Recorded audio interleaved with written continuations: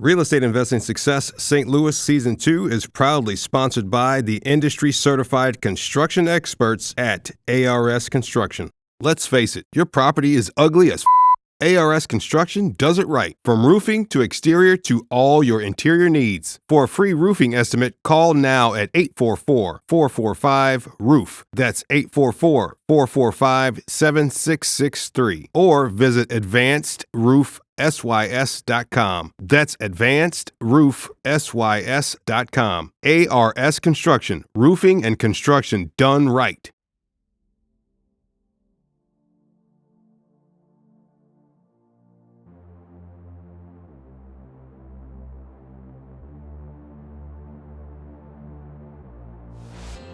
Good day, investors. I'm Antonio Holman, founder of United States Real Estate Investor at UnitedStatesRealEstateInvestor.com, and welcome to Real Estate Investing Success St. Louis Season 2, where I chat with successful real estate investors about the ins and outs and the ups and downs of the real estate investing industry right here in St. Louis, Missouri. Let's get into today's conversation. From unpredictable to predictable to now living an exciting REI lifestyle, Mike Slane is a real estate investing success. So, Mike, you ready to talk real estate investing with me today? I'm ready. I'm excited to talk to you, man. Awesome. Okay, cool. We can get started here. All right, Mike. So, aside from your real estate investing world, tell us a little bit about your personal life. Oh, aside from real estate investing, I don't know, man. That's my favorite part, right? Just all kidding aside, no, I've got a beautiful 2-year-old daughter, Penelope, at home, and my lovely wife, Catherine, is pregnant with our second. He's going to be due in beginning of August. We'll have Max. So those guys those gals right now keep me pretty busy, and just been enjoying that aspect of life. Being a dad, I kind of put it off a little bit longer than a lot of people, but it's been just eye-opening how challenging and how rewarding being a parent is. So it definitely gives my real estate investing even more focus. Yeah, it gives you more reason to be a success, right? Yeah, it does. It's the purpose, it was always, I used to ask myself, I try to find my why. It's like, why do I do this? And why? And we love that Simon Sinek book, Start with Why. Yeah. And you just kind of keep asking yourself, okay, well, why do you want this? And then you ask it again. Well, why do you want that? And you dig deeper and deeper. And I always wanted, I just want freedom. I want time freedom. I want to be able to do what I want. Well, that's a great answer. But then once I have Penny and Katie in my life, it's like, well, that's my why. I want to spend time with them, but I want them to be able to do what they want in life as well. So it's just a different level of I don't know. Unless you're a parent, or once you become a parent, I think you kind of just have that same feeling, and it's just indescribable. You can't really describe it to someone who isn't a parent, I feel like. So they're my why, baby. I mean, they're my whole life right now. Yeah. I do understand that because I'm bringing my daughter along on this crazy journey with me. Great. And she's excited. It feels good to be able to give back and give good things to her too. So I do understand that. It's good. I love it. Yeah. So you may have already answered the next question, but the next question is what is the one word that describes the reason why you got into real estate investing? Oh yeah, I hope I made it clear. It's freedom, baby. That's always been my thing. So my history, I went to school, I went to college and got that degree because that's what you're told to do is go to school, get a good job, you'll make a lot of money. So I did that, and then I just felt so stuck because I never really found a passion in school. Or in a career. I just didn't ever really stick to anything. So I ended up getting a marketing degree, minored in economics. And then I just found a job out of college, started working. I eventually became a life insurance underwriter, believe it or not. And I was just grinding every day, and I made a good money. I think I was making probably about $100,000 a year. And I said, this just isn't for me. I just don't like it. So I paid off my student loans, got myself in a decent spot with real estate, And once I had enough money that I was paying my bills, again, not an extravagant lifestyle, but I had everything paid off, and I had enough money coming in from a few rentals. I said, forget this, I'm out. And that's when I just quit the day job and said, I need freedom. I need to figure out how to do this for myself full time. So I just dove right into wholesaling. And again, I've had ups and downs, and it's been amazing. I've got the ability now to wake up in the morning and determine what I want to do that day. And again, it's usually working in real estate. But if it's taking the day off and spending it with the family, that's what we'll do instead. So that's what to me, it's just freedom. It's the ability to do what I want with my time, and that is just it's a blessing. Now Truly you is. mentioned that you got a marketing degree. Hmm. So how do you feel that that degree has actually helped you in this business? That's interesting. Yeah, sure. And I don't want to speak too badly about formal education, because I do believe that education is very important. I just don't know that it's necessarily important up to the um, the college level or post college level for most business studies. I truly believe that in today's world, if a young person in high school or even younger is motivated and applies themselves, they can learn as much that as they would in a 4-year college degree. So that said, that's kind of my disclaimer. I really don't rely on it too much. I don't know that it helped me, other than it changed my focus on business, in that this is one of the things that I stole from one of my professors, and it's stayed with me for literally forever, is that no matter what business you're in the business of marketing. And that is I'd say the one piece of advice that has stuck with me for forever. I know that my partner, Dave, I think you said you spoke with him before as well. He likes that too. And we both love it. And we love referring to our real estate investing or wholesaling business as a marketing business, because that's truly what it is. So again, it's that one piece of advice, that one nugget that really, I guess would have to say would be the most valuable part of my college experience. And that's realizing that doesn't matter what business I'm in the business of marketing. What's your I don't know if that favorite? answered it or not, or Oh no, that was perfect. That was perfect. good. What's your favorite aspect of being a real estate investor? It's going to go back to that freedom. Okay. Again, I get to do what I want to do for the most part, most of the time. I can decide what projects I want to take on. We can decide what we want to do with those projects once we have them. Now, obviously, there's a lot of headache when you're dealing with some municipalities and the laws and things that you have to abide by for occupancy and safety and things like that. But for the most part, again, you get to decide what you want to deal with, and that's what really is, I'd say, the best part is really you get to decide what you want to do. Throughout your real estate investing journey, what was that time when you felt most unsuccessful? Oh, man, that's easy for me. Uh, and it happens. It still happens. I'm not even gonna say that I feel successful all the time. Like, again, I know that I am, and I know that I'm doing well, but it's very, very easy to get down on yourself, especially when you're starting out. If you're wholesaling or rehabbing and you need that paycheck, you need that deal to close, and it doesn't. I mean, it is just gut wrenching. Like, it is very painful, and real estate has been painful for me. When I started out, I was not consistently doing deals, and it is very, very painful when you don't have the money to do what you need to for yourself or for your family. Again, now I was fortunate that I was single and I had decent savings, but there were times when it was very, very lean, and it was very difficult. So Right yeah. now, Mhm. right now in your real estate investing business, what's your one positive goal you're focused on? Right now, it's so counterintuitive to what I really want to be doing.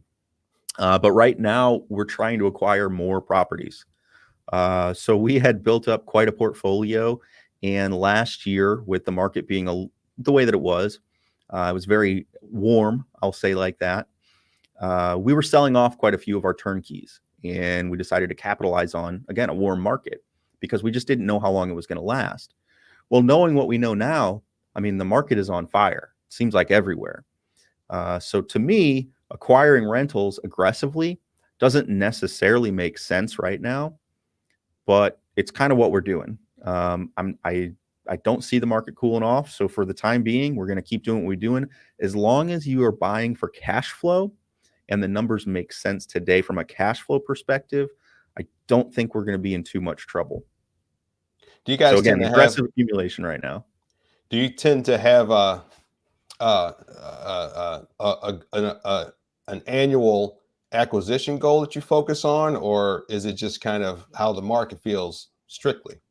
We do. So we subscribe to the EOS model for business. So it's there's a book by Gino Wickman called Traction, and it's the EOS model. It's called the Entrepreneurial Operating System. I'm not sure if you're familiar with it or if your listeners are. And the idea is that you have these big, hairy, audacious goals every quarter that you try to reach. So what you do is a 5-year plan, a 3-year plan, and then a 1-year plan and quarterly plan. So every quarter, our goal is to have really big goals. So we'll look at what we want to accomplish for the year, and then we'll break it down and figure out what we can accomplish this quarter. Each quarter, we review it and make sure that we're in line or adjust to hit our annual goals as well. So yeah, I mean, it's kind of a little bit of everything. Mm-hmm. Right now, what's your favorite REI technology you use? Oof, there's so many of them, man. Favorite one, it's probably, I mean, we've got so many with batch, it's hard to not like those. So in our wholesaling business, we do a ton of skip tracing, and batch, I think, was one of the first ones that did what I tried to do for years was combine my lists and then only search for or only market to the new people that I was adding. I could never do it. Again, I'm not super tech savvy. So batch stacks their list for you, and they only charge you for new leads that you add. So again, it's just a huge cost savings thing. So that'd be like batch leads. Check out, if you go to discountpropertyinvestor.com, we'll have a link to all those things. You can find it on there. But yeah, so batch is amazing. They've got a Driving for Dollars app now. They've got Batch Dialer, a call tool. They've got, yeah, just everything. Batch has been amazing for us. What's your current portfolio look like these days? We're around 50 doors. Like I said, we sold off a significant portion of our holdings. We're keeping around 50 right now. But again, we'd probably like to double that. I'd like to be at double that. We'd like to hold around 100 at any given time. And then the kind of longer term thing is just to keep around 100 and hold them for around 4 to 7 years before selling them. Okay, if people would like to get in contact with you, how do they connect with you? Any number of ways. So my preferred would be if you check out discountpropertyinvestor.com. Register there. It's 100% free. And then we've got like a portal in there. You can just message me directly. You can also find me on Facebook, LinkedIn, Instagram. I'm on all those as Michael Slane. So, since entering into the real estate investing world, what are you most grateful for? oh man, I try to do something I'm grateful for every day. So it's really difficult for me to say what I'm most grateful for. I mean, I'm truly most grateful for and blessed to have my family in my life, my wife, my daughter. I love more than anything. In regards to real estate, I'd say I'm most grateful for my property manager. The guy's an all-star. He's just, he's amazing. And he allows me to not have to worry about my tenants paying and rent collections. And through this whole pandemic thing, I've known some landlords have been really hammered. So Arlen, appreciate you, buddy. You're the best. Yeah. That's crazy. Cause right now, man, landlords are having a difficult time with this pandemic situation and Yes. the CDC rules and the CFPB. Oh, they've been hammered, man. I've heard of so many Man. people getting hammered, and we were very lucky. Again, we kind of, I think it was a combination of things, though. I mean, we had a very large, I mean, not very large, but we had probably double the number of doors we have now, and we were selling some of them off. So I think that helped. And then again, Arlen is amazing at screening tenants. He always does a good job with rent collections. And again, we've been very fortunate that we haven't been hit that hard with no pays and slow pays and things like that. Mm-hmm. So before I hit you with the last question, I just want to tell you thanks for being on the show today. I've been wanting to talk to you again for a while. It's been a while for a lot of us to reconnect. I know, man. I want to Sure. reconnect with like everybody in town. You know, Yeah, it's like man. we were forced to shelter down. So no, I thank you so much for having me and chatting Cool. today. It's great. No problem. My pleasure. So finally, Mike, what is your definition of real estate investing success? Let me think about that for a second. Again, to me, it's the freedom thing. So it's doing whatever you enjoy doing in real estate. And it doesn't even necessarily have to be real estate. Real estate is such a cool thing because it can be the catalyst for you or anyone to do what they want to do in life. If real estate isn't your thing, I've got a friend who he owns a few properties, and now he just does his art, and that's what he focuses on, is art and travel and those sorts of things. So having the real estate to power you to do what you want to do or what you want to pursue in life, I think is the best thing about it. Investors, I hope you've enjoyed my quick conversation today. Check out more great content like this at UnitedStatesRealEstateInvestor.com. Also, do not forget to rate, review, and subscribe wherever you find podcasts. Please do us a huge favor and visit our sponsor, ARS Construction, at advancedroofsys.com. Thanks for listening, and as always, stay grateful, stay successful, and be free. If you'd like to be a guest or a host in your city, please contact us at UnitedStatesRealEstateInvestor.com. Music by Harris Heller. Is your rental business not running quite the way you hoped? Are tenant problems becoming, well, your problem? Are you skeptical about turning over your rental portfolio to a property manager? Meet Mark Dolfini, landlord coach, full-time real estate investor, and best-selling author of the book, The Time Wealthy Investor 2.0. Mark once thought that real estate investing was the best way to quit his job and become his own boss. The trouble was, he ended up working more hours than ever and ended up working for the worst boss in the world, himself.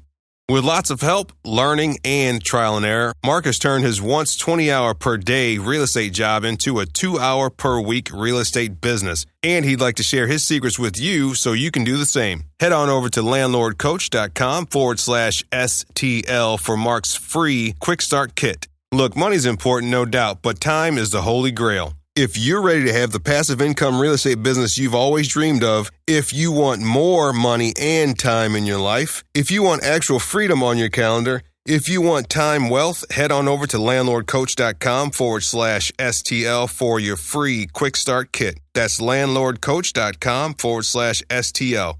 Remember, if you don't place a value on your time, someone else will.